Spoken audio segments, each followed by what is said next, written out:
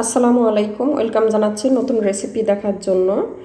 এখন আমি তৈরি করে দেখাবো মাছের চপ। অনেক বাচ্চা রয়েছে মাছ খেতে চায় না, কিভাবে খুব সহজে মাছ খাওয়াতে পারবেন খুব সহজ ওয়েতে মাছের চপটা তৈরি করে দেখাচ্ছি। এখানে আমি হাফ কেজি কাতল মাছ নিয়ে নিয়েছি। হাফ চা চামচ রসুন বাটা, হাফ চা চামচ আদা বাটা, হাফ চা চামচ হলুদ গুঁড়া দিয়ে দিয়েছি, দিয়ে চারিদিকে একটু নেড়ে দিয়েছি। আমি এখানে কাতল মাছ নিয়েছি, আপনারা যে কোনো মাছ নিতে পারবেন। আমি এখানে হাফ কেজি নিয়েছি, আপনারা চাইলে 1-2 পিস দিয়েও করতে পারবেন। তো আমি কিছুক্ষণ সেদ্ধ করে নেব, পানিটা শুকিয়ে নেব। 5 থেকে 7 মিনিট মাছগুলো ভালোভাবে সেদ্ধ করে নিচ্ছি। সিদ্ধ করা হয়ে গিয়েছে, চুলা থেকে নামিয়ে নিয়েছি, কাটাগুলো বেছে নিয়েছি। এখানে 2টা আলু সিদ্ধ করে ম্যাশ করে নিয়েছি। এখন বড় একটা প্লেটে নিয়ে নিচ্ছি। অবশ্যই একটি বড় পাত্রে নিয়ে নেবেন, তাহলে মাখতে সুবিধা হবে। প্লেটের মাঝে আমি মাছ এবং আলু দিয়ে দিয়েছি।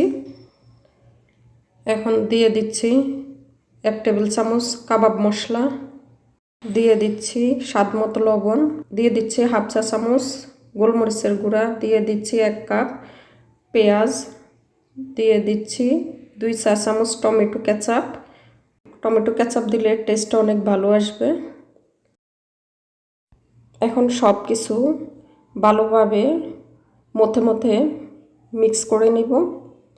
মাছের সাথে পেঁয়াজটা অবশ্যই ভালোভাবে মথে নেবেন, যাতে কোথাও দানা দানা না থাকে। তো ভালোভাবে আমি মেখে নিয়েছি।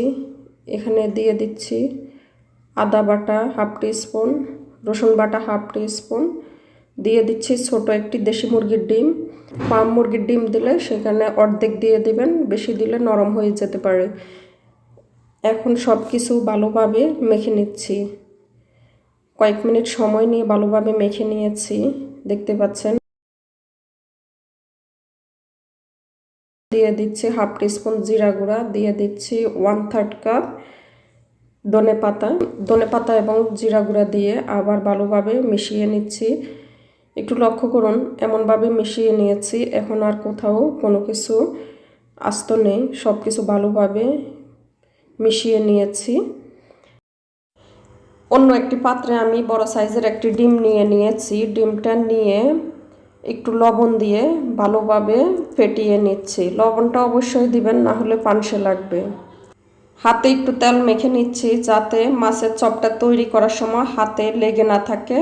অবশ্যই হাতে তেল বা ঘি মেখে নেবেন, তাতে হাতে আর লেগে থাকবে না। মাছের মথানো কিছু অংশ নিয়ে এখন আমি চপে শেপ করে নিচ্ছি। আমি গোল শেপ করে নিচ্ছি, আপনারা আপনাদের পছন্দ মতো যে কোনো শেপ করে নিতে পারবেন। ডিমের মাঝে চুবিয়ে নিচ্ছি প্রথমে, এবং দিয়ে দিচ্ছি ব্রেড ক্রাম্বের মাঝে। আপনারা টোস্ট বিস্কিট দিয়েও করে নিতে পারবেন ব্রেড ক্রাম্বটা।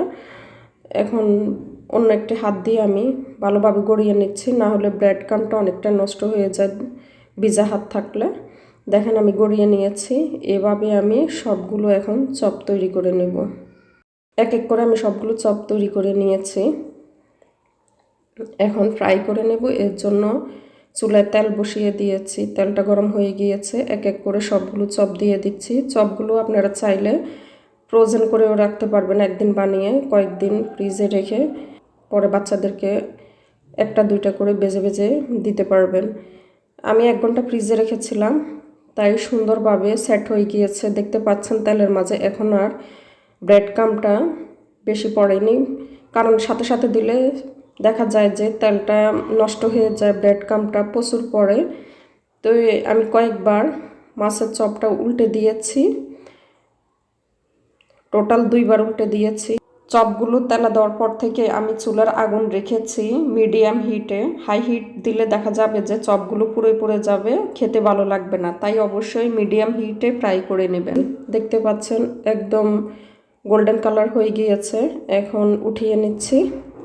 সবগুলো মাছের চপ আমি উঠিয়ে নিয়েছি, এখন পরিবেশন করে দেখাচ্ছি।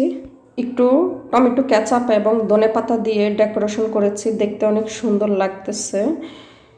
একটা চপ ভেঙে দেখাচ্ছি ভিতরে কেমন হয়েছে, দেখতে পাচ্ছেন খুবই লোভনীয় হয়েছে। মজাদার চপটি আপনারা ঝটপট বাসায় তৈরি করে খেতে পারবেন খুব অল্প সময়, এবং বাচ্চাদের খাওয়াতে পারবেন। যে বাচ্চারা মাছ খায় না, এরকম আরও মজার মজার রেসিপি পেতে চ্যানেলটি সাবস্ক্রাইব করার জন্য অনুরোধ করছি। সবাই ভালো থাকবেন, সুস্থ থাকবেন। আল্লাহ হাফেজ।